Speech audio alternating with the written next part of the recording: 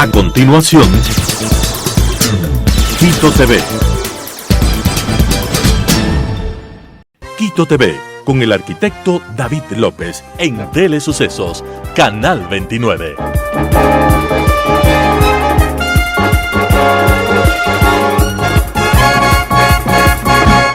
¿Qué tal, amigos? Bienvenidos a Quito TV, el espacio de la ciudad, canal 29 y 29.1 nos pueden seguir, además 73 en Extreme TV Cable, 43 en Claro TV, canal 6 en Cable Unión, en Alfa TV, y también en tiempo real desde cualquier parte del mundo, www.telesucesos.net, y también en YouTube, donde subimos posteriormente este programa.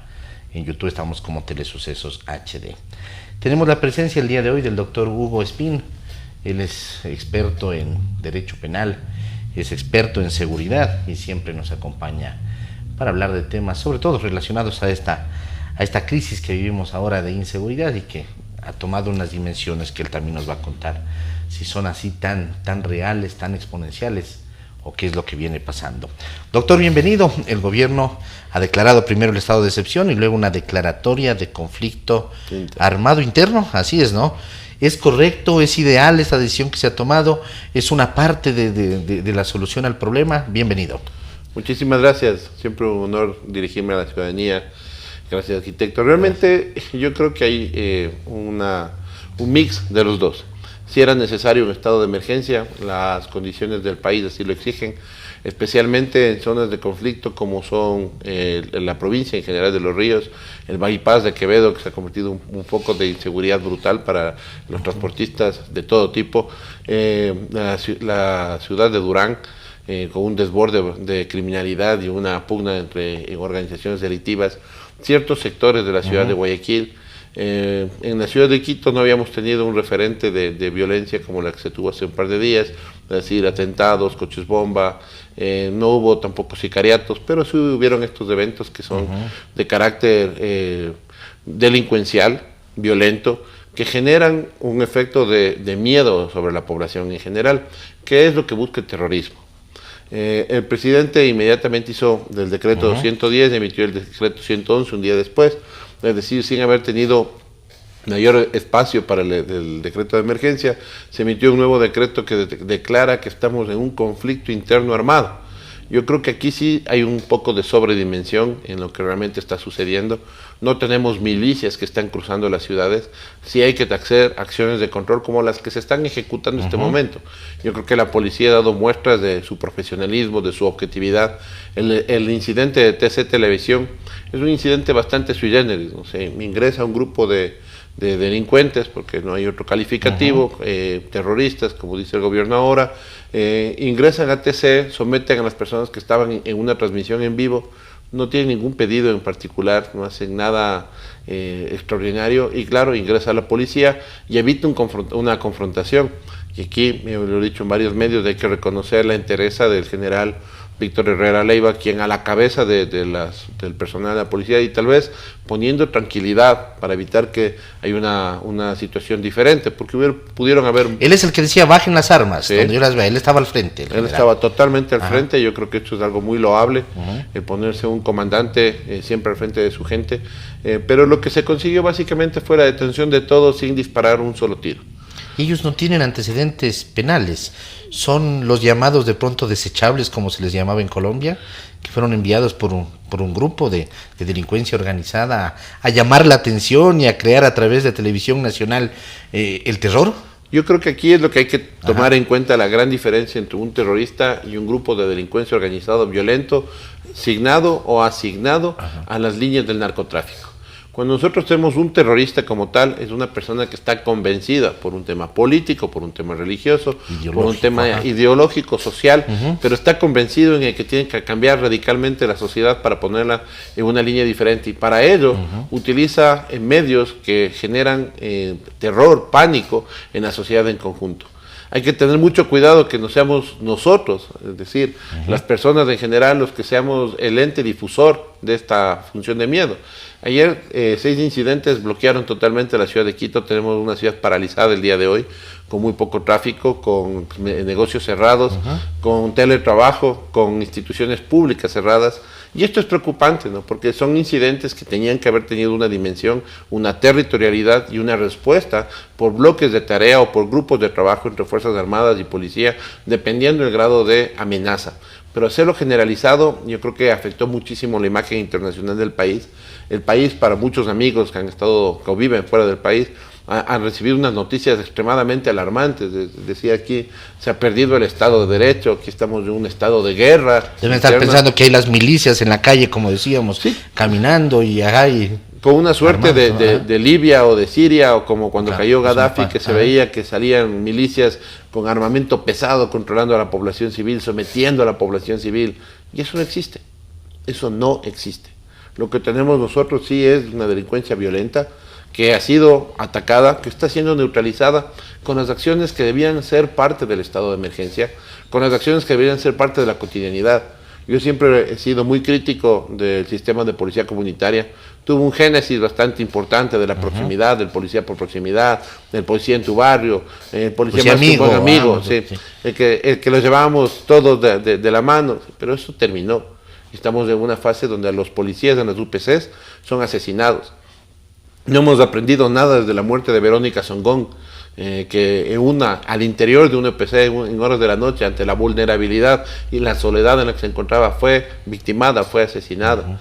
Y no es un caso aislado, han sido varios policías en estos días. Se acaban de llevar uno de Llano Grande. Exactamente, de UPC, fueron secuestrados. ¿Y quiénes están en los UPCs? Los más vulnerables, los que no pueden salir a hacer patrullaje por condiciones médicas, por condiciones inclusive hasta emocionales, les ponen a dar un trabajo de orden más administrativo, muchos de ellos sin armas.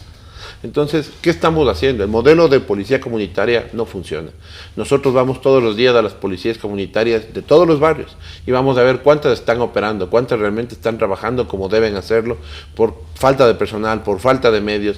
Recursos, gasolina, herramientas, no tiene. La policía comunitaria es una policía muy demandante en el medio logístico, en el talento humano, pero si no tenemos estos elementos en general, es un espacio que ha sido inclusive utilizado por la propia delincuencia para grafitear, para atacar, porque está en estado de abandono. Entonces, tendrían que ser reemplazados por bloques, por sectores que están definidos. Yo creo que es definitivamente un tiempo para replantear el modelo de seguridad preventiva de la policía, establecer un nuevo modelo en el que se permita que los policías puedan tener una mayor fuerza de reacción, una mayor presencia grupal. Los policías sueltos, solos, en solitario, son vulnerables, como cualquier otro ciudadano. Si 3 policías están en un vehículo y les caen, como pasó en Quevedo, 15, 20 gentes armadas, son totalmente vulnerables, pero si tenemos 2, 3 vehículos policiales con el mismo número de ocupantes, la respuesta puede ser totalmente diferente. Hay una posibilidad de que la policía siempre vence, y la forma de que el sistema de seguridad pública funciona es que no importa cuál sea la amenaza que está al frente, el Estado siempre es más fuerte. Ha faltado hacer sentir esa presencia, yo creo la que fuerza de la policía, la fuerza de las Fuerzas Armadas. Y hoy se está notando eso, hoy se está notando en la calle, hoy se está notando, y como digo, con mucho profesionalismo, porque frente a delincuencia violenta, frente a delincuencia armada, tenemos ayer cerca de 400 detenidos, calificados como terroristas por pertenecer a estos grupos de delincuencia organizada, con 5 abatidos. Es decir, no ha habido una desproporción de fuerza, pese a que escuchamos en el clamor político, en el clamor popular, en el clamor social, salgan a matar, les vamos a dar patente de corso, les vamos a dar amnistías, indulto, pero ¿Es maten. así tan fácil? No, no es así. No hay. El derecho humanitario establece el derecho internacional humanitario, que es lo que fundamenta el decreto ejecutivo 111. Justamente determina que el respeto a la vida es indistinto si es grupo beligerante o no beligerante. El indulto es un perdón, eso significa que hay primero hay culpabilidad. Sí, y de hecho en las preguntas que está planteándose para el referéndum constitucional, se dice que el presidente puede emitir un indulto cuando no ha terminado el proceso. Y esto tiene una doble violación. Primero, viola un principio constitucional de presunción de inocencia. Yo no tengo que demostrar mi inocencia, se presume. Es el Estado que tiene que responsabilizarse para demostrar la responsabilidad. Sí. En este caso estamos dando por hecho que el policía que mató a alguien ya lo hizo con dolo y que tiene que ser indultado. Entonces, en sí, esto vulnera primero el principio de inocencia de todos los servidores policiales y militares. Y segundo, tenemos un tema que es más grave. Si no ha terminado un proceso y le estoy indultando, le estoy condenando para que sea dado de baja. Sea dado de baja, es grave, ¿no? Es tremendo. Estos grupos, el presidente Noboa ayer hablaba que son de cerca de 20.000 personas, ¿es así? Se han capturado a 400, digamos, primero haciendo números. ¿Esos 400 a dónde van a ir? ¿Van a ir a las cárceles a reagruparse? Sí, o sea, volvemos a un tema. Están construyendo una cárcel para 35 personas de máxima seguridad. 35 personas. Y que van a construir una mega cárcel para 2.000 más. ¿Sí? Si vamos a coger este fin de semana 20.000, 10.000, 5.000, ¿sí? Ya colapsamos una vez más el sistema, volveremos a hacer lo que ha hecho el presidente Moreno, lo que hizo el presidente Lazo, y el mismo Rafael Correa, sacando a todos los que pueden para descongestionar las cárceles. Y las cárceles ahorita no están en poder del Estado. No están en poder del Estado. O sea, les vamos a entregar a estos 400 detenidos a sus compañeros. Y es un tema más grave. Si declaramos un estado de grave conmoción interna que motivó las tomas de las cárceles, 8 centros carcelarios que están tomados por los PPLs, con retención de los mismos guías penitenciarios, de los agentes, de los ACPs, agentes de seguridad penitenciaria, y de personal civil que trabajaba y laboraba dentro de estas cárceles, e inclusive policías en algunas de ellas. Pero si tenemos esto, lo primero que debíamos haber atacado, neutralizado y puesto en orden son las cárceles.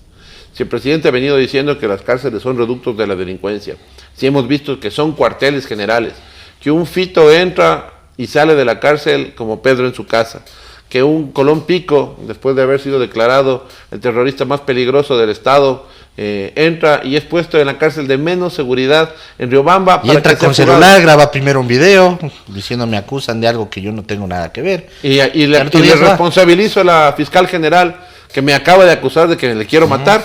Sí, le responsabilizo a la fiscal general de que si algo me pasa, ella es la culpable. O sea, por Dios, ¿qué está pasando? Invierten los papeles. Sí, o sea, yo creo que el trabajo de la fiscal también ha sido un detonante de lo que está sucediendo el día de hoy. Porque ella está demostrando que no hay impunidad en ningún nivel. Porque ha perseguido a los que nunca eran tocados. Que ha rascado las fibras más íntimas de la delincuencia y de la vinculación al narcotráfico. Y esto obviamente ha molestado a más de uno. Yo creo que el trabajo valiente de la fiscal general es muy rescatable. Puede tener errores en los procedimientos, puede haberlos. Como humana que es, así es. Siempre puede existir, pero creo que ha dado muestras claras de que cuando hay interesa hay cambios. Y como decía, en el caso Metástasis puede haber sido el gatillo para que todo esto que está sucediendo hoy día haya ebullido como está bullendo. Y ella lo dijo, ¿no? Cuando lo expuso, dijo, esto va a desatar una ola de violencia. El SNAI debería desaparecer, debería ser reestructurado. Yo no creo que desaparecer. El problema es que nosotros tenemos instituciones que son entregadas o que son manejadas por personas que, para mi criterio, no están preparadas para ello. Yo no creo que ningún general, ni del ejército ni de la policía, tenga una capacitación para el manejo de cárceles. Si a mí me dicen personalmente... No hay un hombre en el país. No. Yo no creo que ningún general haya tenido una formación de penitenciaria para entender lo que es un sistema de rehabilitación social. Mi criterio muy personal. ¿Qué es la esencia del SNAI? La rehabilitación social. Es la razón de ser de un centro, es la razón. Sí. Entonces, si nosotros entendemos esto, los militares y los policías están para poner a los internos ahí, no para rehabilitarlos. Y cuando uno tiene la claridad meridiana de esto, tenemos que entender que tienen que haber otros expertos, personas que tengan realmente una formación que permita una rehabilitación que da paz social. Cuando nosotros tenemos centros como de detención, como los que hay en Noruega, en Suecia, donde no se le ve como un enemigo del Estado al que está privado de la libertad, o como un desechable que está dentro de una bodega humana, que son las cárceles ecuatorianas, son verdaderas bodegas de residuos humanos, porque están amontonados y se les trata como si fuera lo peor que tenemos, y no les damos oportunidad. Pero si esta gente tendría que tener líneas de trabajo, tendría que tener acciones de productividad, aún dentro del sistema de privación de la libertad, estamos generando un cambio de qué es lo que buscamos como paz social. No podemos ser solo represivos. hay que tener una línea de represión, pero también una línea que permita bajar las tensiones sociales. Si no, vamos a tener estas explosiones cada 2 años, cada año. ¿Qué es lo que ha venido sucediendo? Si no tenemos claridad meridiana de cuáles son los gatillos, los detonadores con los que ha empezado a ebullir la sociedad y qué es lo que está sucediendo, estamos condenados a seguir repitiendo la misma historia una y otra vez. Entonces, yo sí creo que el presidente ha tenido la entereza de hacer cambios, eso es muy digno de ser reconocido. Tal vez hay una sobredimensión porque la gente que está alrededor les lleva a tomar decisiones que son extremas. Pero estas decisiones extremas y haciendo una analogía muy sencilla, si usted llega donde el cardiólogo y le dice, doctor, me duele el pecho, el cardiólogo dice, hay que hacer una operación de corazón abierto. Y un examen intermedio, no, lo más seguro es, para ir seguro le cambiamos el corazón, porque si ya le está doliendo es por algo. Entonces aquí es un poco parecido esto, ¿no? Si nosotros cambiamos las políticas internas, si cambiamos el sistema de planificación de lo que es las políticas públicas de seguridad, ¿sí? Tenemos una alternativa para que el paciente vaya mejorando sin que tengamos que llegar al extremo. Aquí saltamos al extremo, estamos en guerra, estamos en una guerra interna, para el mundo estamos en una guerra, estamos rodeados de milicias. Para el común de los mortales no quiere salir a la calle porque le van a matar en las calles. Y no es verdad. Tenemos que tener calma, hay que tener mesura, hay que tener más información, hay que tener una estructuración, hay que cambiar de hábitos, hay que entender que efectivamente, no de ahora, los últimos 5 o 6 años la delincuencia violenta en el Ecuador, en Quito en particular, en Guayaquil, en las principales ciudades, se ha hecho sentir. Yo creo que la policía en esto, y yo recalco, y siempre recalcaré, no podemos vivir sin policía. Por supuesto. Tenemos que depurarla, tenemos que mejorarla, tenemos que fortalecerla, tenemos que entender que ahí tienen que estar los mejores ciudadanos encargados, y ellos sí capacitados para hablar de temas de seguridad. Nos hemos llenado de expertos, yo no me considero un experto en seguridad, creo que he analizado mucho el tema por más de 20 años, he sido parte de los sistemas de seguridad en muchas ocasiones y entiendo algunas lógicas de seguridad, pero los verdaderos expertos son los policías, los que se han formado todos los días para brindar seguridad a los ciudadanos, los verdaderos expertos de las fronteras, del manejo de fronteras, de lo que es la interiorización de la delincuencia, porque hay que entender que el 80% de los problemas que tenemos en este momento en el país es un tema de fronteras, ¿sí? Es un tema de falta de control de fronteras. Todo lo que ingresa, o sea, no es solo, no es humano, es la mercancía. Exacto, armas, es municiones, explosivos y droga ingresan al Ecuador. Y desde el Ecuador salen armas, municiones, explosivos y principalmente droga. Fronteras permeables totalmente. Y en realidad no debería ser así, porque si usted se pone a analizar, el Ecuador tiene una frontera vegetal, que es toda la Amazonía, y casi impenetrable, donde tenemos 4 o 5 ejes longitudinales, 2, y transversales, varios ejes transversales muy chiquitos, porque la penetración dentro de lo que es el oriente ecuatoriano es muy limitada. Ha faltado voluntad entonces de control. Muchísima, y de hecho eso es lo que hoy No es difícil. Yo no creo que sea difícil, no tenemos grupos móviles. El GEMA se creó hace 25 años atrás, o 30, como Grupo Especial Móvil Antinarcóticos, diseñado principalmente para hacer interdicción en carreteras.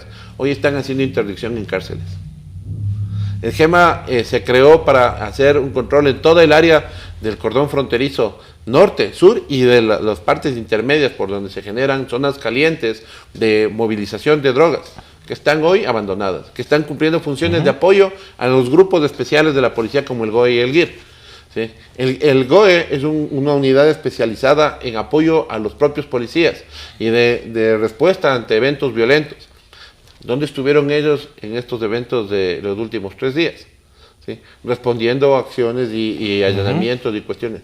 Nunca han dejado de trabajar, pero creo que se están perdiendo los focos de lo que realmente, de lo que deben ser estas unidades especiales.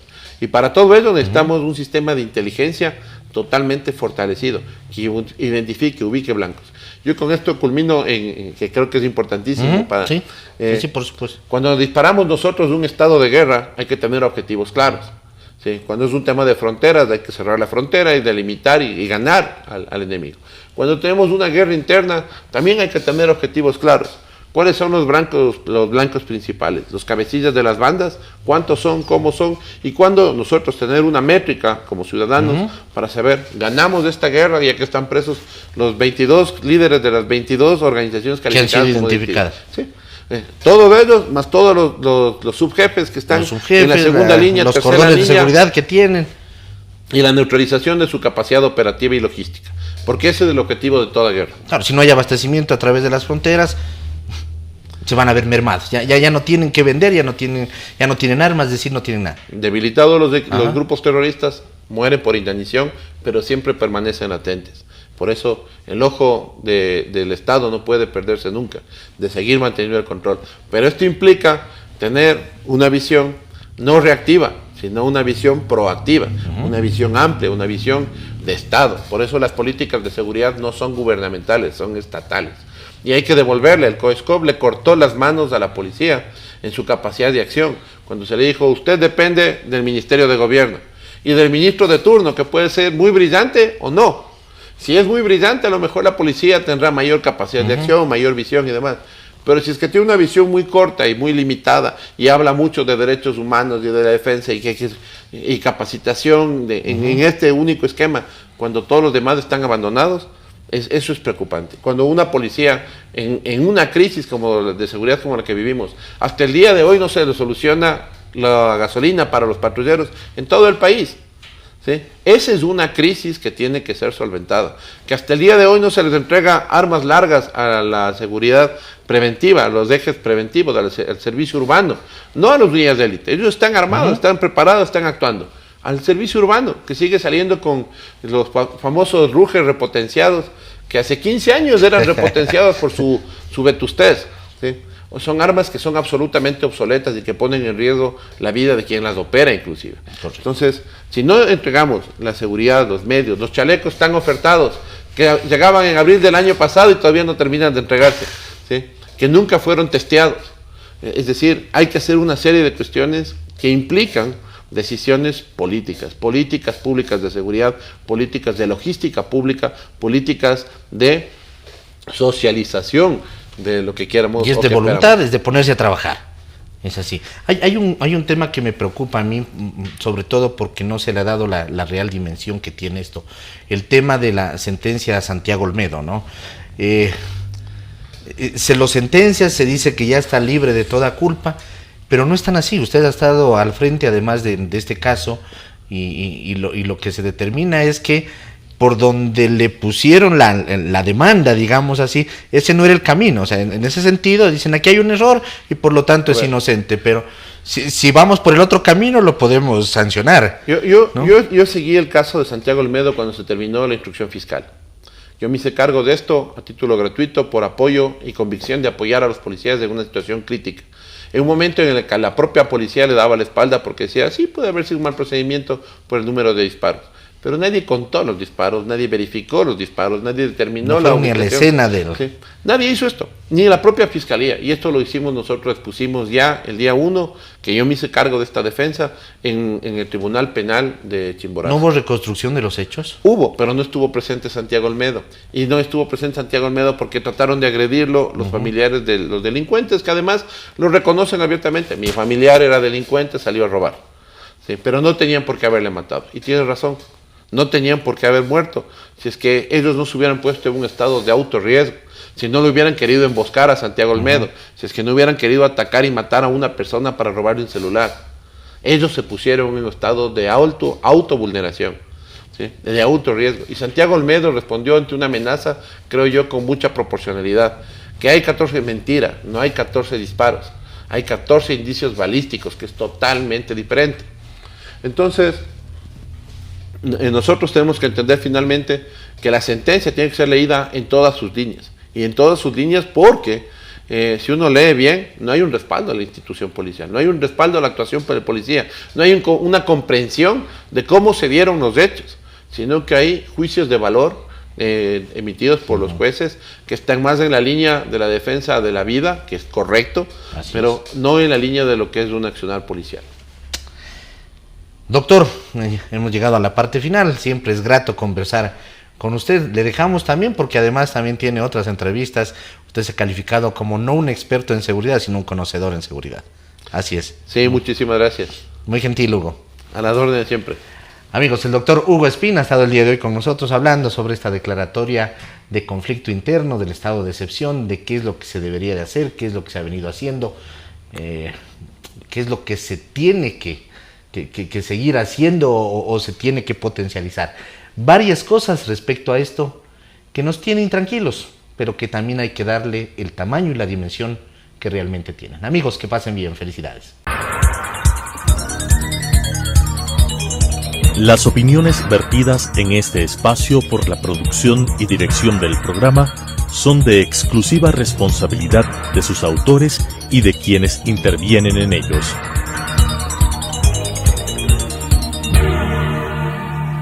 Quito TV, con el arquitecto David López, en Telesucesos, Canal 29.